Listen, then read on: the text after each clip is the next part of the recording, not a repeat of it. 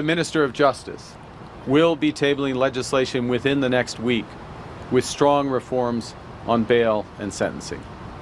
We're getting violent criminals and repeat offenders off the streets, full stop. Right now, in most bail hearings, the starting point is to release.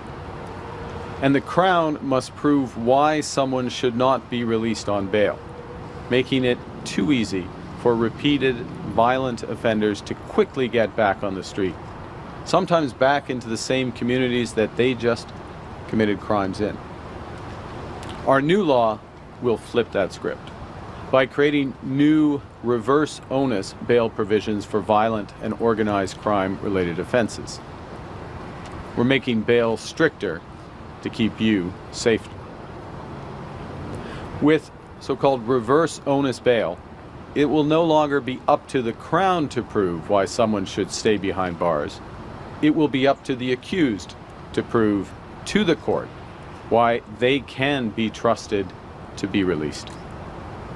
Their risk of reoffending and their history of past 10 years will be considered.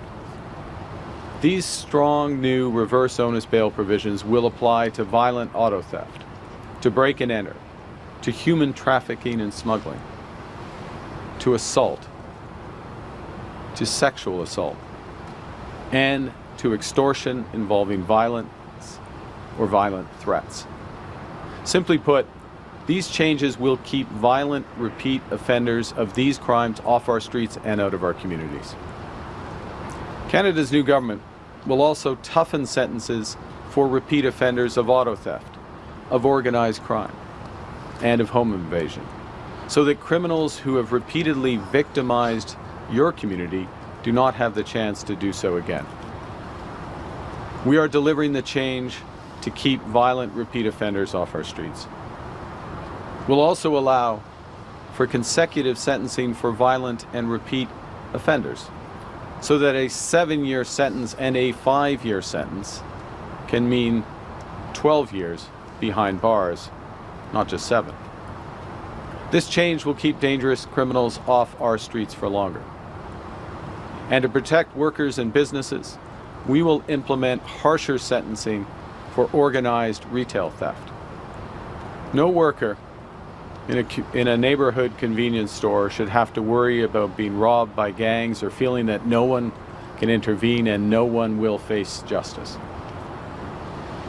In addition, we will reverse laws from previous governments that are simply not working. And the first of those is conditional sentences for sexual assault.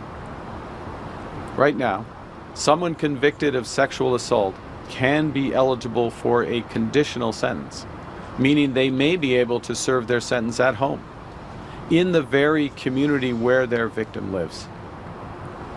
That is not justice. Our legislation will put an end to this. If you commit sexual assault, you will serve your sentence in a correctional facility.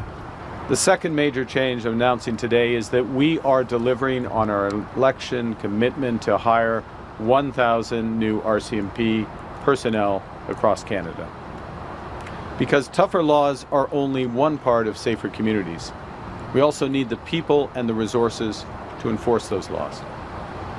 With this significant investment, the RCMP will have the investigative and technical capabilities required to work actively with municipal and provincial police services, such as on critical national security issues, including foreign interference, violent extremism, cybercrime, organized crime, and online child sexual exploitation.